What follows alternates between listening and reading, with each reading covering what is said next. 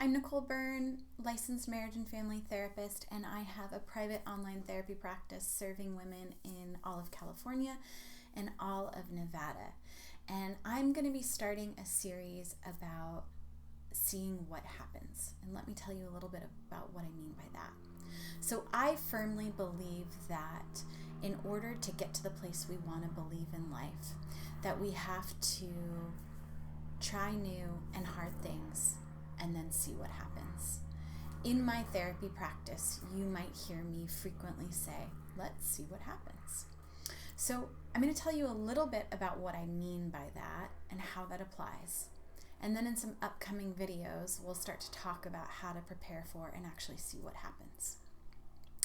So let's say you are wanting to make some changes in your relationships because you're noticing that they're feeling unfulfilling, you're noticing feeling resentful, and you'd like to have more connected and satisfying relationships. So likely we'll be working on ways for you to engage that is different than what you've been doing, and I will then say, okay, let's see what happens when we do that.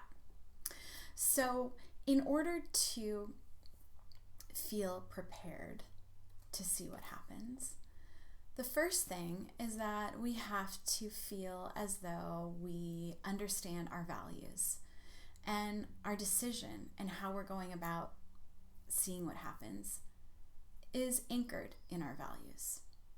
The second is we have to understand what our core yearning or yearnings are that are leading us to take this risk. Sometimes, especially in this example, it would be something like yearning for connection and or belonging. And that can feel so important that we're willing to take this risk and see what happens.